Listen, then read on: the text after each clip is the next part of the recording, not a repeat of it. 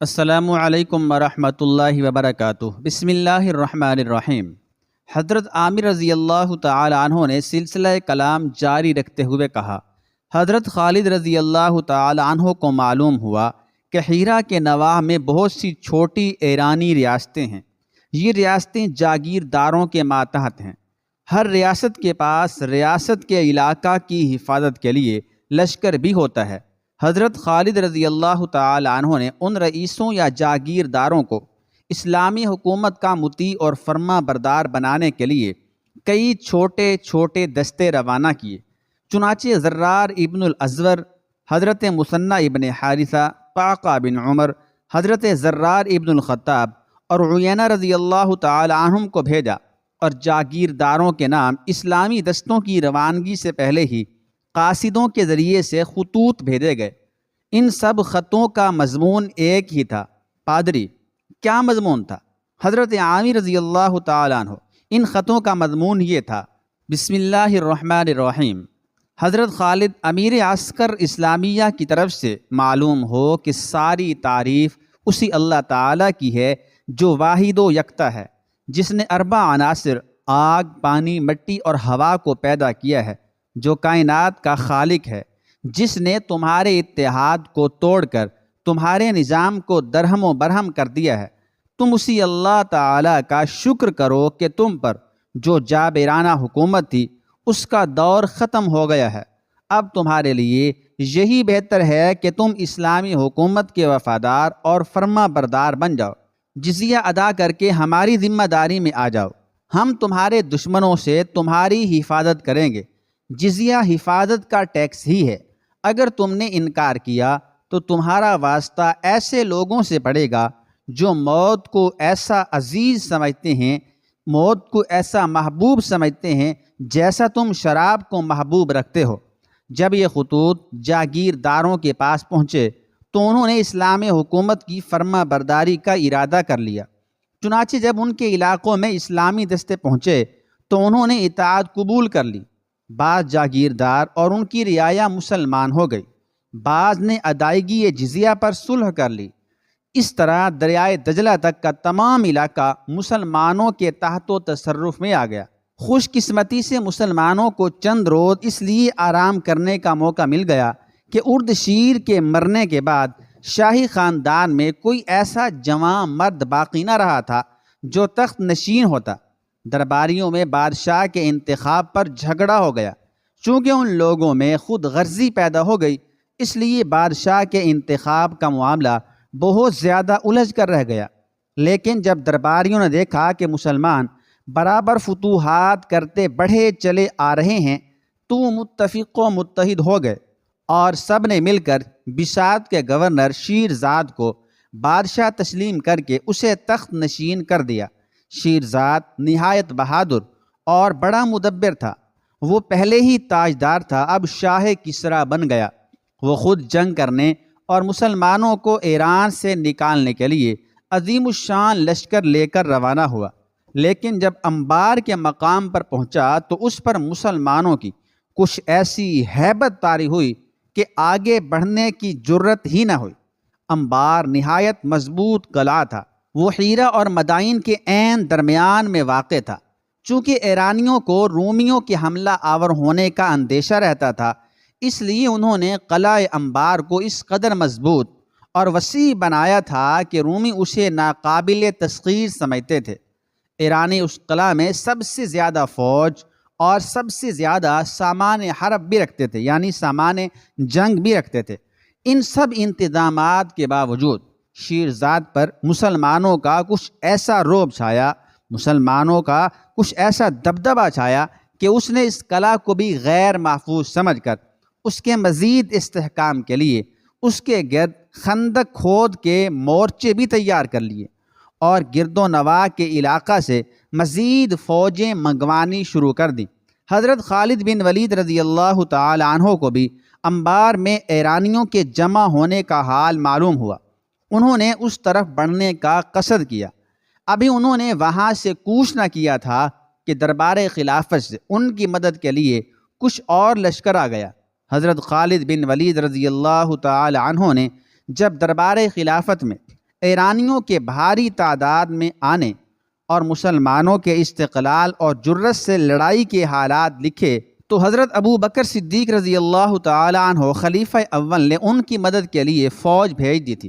حضرت خالد بن ولید رضی اللہ تعالی عنہ نئی اور پرانی دونوں فوجوں کو لے کر چلے اور انبار کے سامنے جا کر خیمہ زن ہو گئے۔ ان کا خیال تھا کہ چونکہ شیرزاد کے پاس بہت زیادہ لشکر ہے اس لیے وہ میدان میں نکل کر مقابلہ کرے گا، لیکن شیرزاد کچھ ایسا سہم گیا تھا کہ اسے میدان میں نکلنے کی بھی جرأت نہ ہوئی۔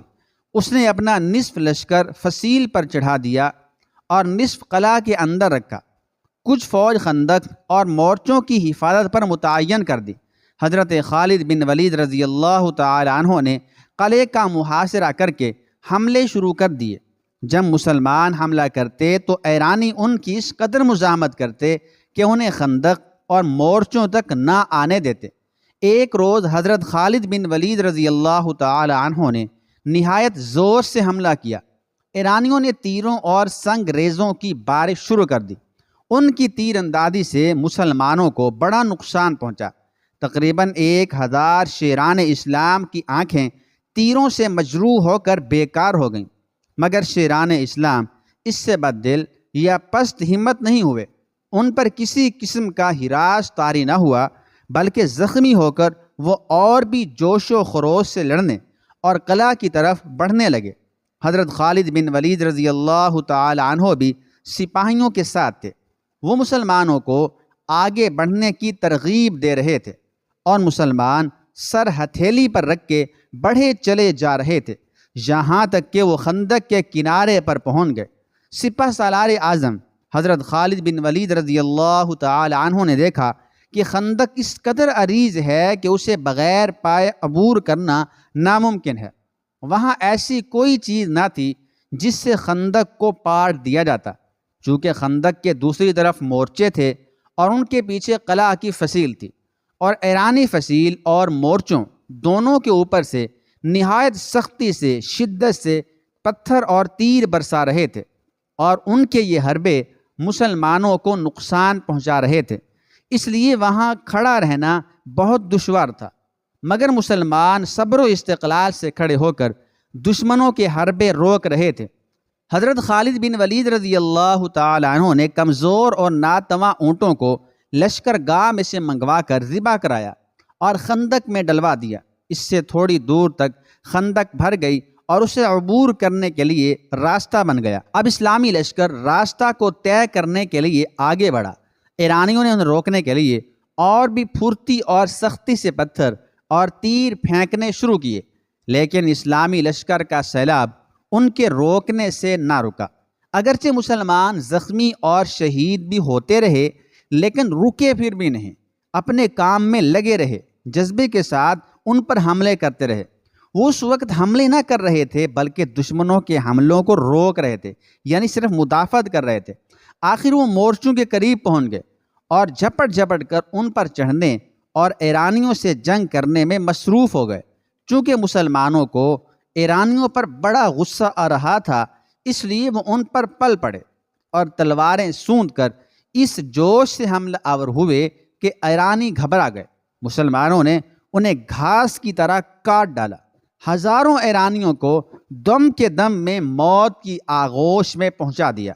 ایرانی ڈر کر بھاگے اور قلعہ میں جا گھسے۔ مسلمانوں کا مورچوں پر قبضہ ہو گیا، لیکن مسلمان وہاں بھی محفوظ نہیں تھے۔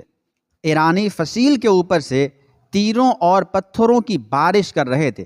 مسلمانوں نے اللہ اکبر کا پرزور نعرہ لگا کر قلعہ پر بھی دھاوا بول دیا، اور کچھ اس جوش اور دلیری سے اور بہادری سے ان پر ٹوٹے کہ ایرانی خوف زدہ ہو گئے۔ شیرزاد فصیل کے اوپر کھڑا دیکھ رہا تھا۔ اس نے کہا، یزدان کی قسم، مسلمان ضرور قلعہ فتح کر لیں گے۔ ایرانی آتش پرست دو خداؤں کو مانتے ہیں، ایک کو یزدان اور دوسرے کو اہرمن کہتے ہیں۔ یزدان بھلائی کا خدا اور اہرمن برائی کا خدا کہلاتا ہے۔ آگ کو یزدان کے نور کا عکس سمجھ کر پوجتے ہیں۔ شیرزاد نے صلح کا پیغام بھیجا۔ حضرت خالد بن ولید رضی اللہ تعالی عنہ نے انکار کر دیا اور مسلمانوں کو زور سے حملہ کرنے کا حکم دیا۔ مسلمانوں نے قلعہ پر کمندیں پھینکیں۔ شیرزاد اور بھی گھبرا گیا۔ وہ سمجھ گیا کہ مسلمان ضرور قلعہ فتح کر لیں گے، اور چونکہ وہ جوش میں ہیں اس لیے تمام سپاہیوں اور افسروں کو مار ڈالیں گے۔ اس کا یہ خیال صحیح تھا، کیونکہ اس مارکے میں 1000 مسلمانوں کی آنکھیں بیکار ہو گئی تھیں۔ اس لیے تمام مسلمانوں اور حضرت خالد بن ولید رضی اللہ تعالی عنہ کو بڑا جوش اور غصہ تھا۔ وہ ایرانیوں سے انتقام لینا چاہتے تھے، بدلہ لینا چاہتے تھے۔ مسلمان فصیل پر حملے کر رہے تھے، ایرانی ڈر رہے تھے۔ شیرزاد نے پھر پیغام بھیجا اور نہایت عاجزی سے صلح کی درخواست کی۔ حضرت خالد بن ولید رضی اللہ تعالی عنہ نے صرف یہ رعایت کرنا منظور کی کہ شیرزاد چند مخصوص لوگوں کو لے کر قلعہ سے نکل جائے اور ہمراہ محض 3 دن کا زاد راہ لے جائے۔ شیرزاد نے اس کو غنیمت سمجھا۔ وہ چند فوجی افسروں کو ساتھ لے کر وہاں سے چلا گیا۔ ایرانی اسے گالیاں دینے لگے۔ مسلمانوں نے پرجوش حملہ کر کے قلعہ پر قبضہ کر لیا۔ ایرانی فریاد و فغاں کرنے لگے۔ حضرت خالد بن ولید رضی اللہ تعالی عنہ کو ان کی آہ و زاری پر رحم آ گیا۔ انہوں نے انہیں امان دے دی۔ اس طرح انبار کا وہ قلعہ جسے رومی اور ایرانی ناقابل تسخیر سمجھتے تھے فتح ہو گیا۔ حضرت عامر رضی اللہ تعالی عنہ نے پھر توقف کیا۔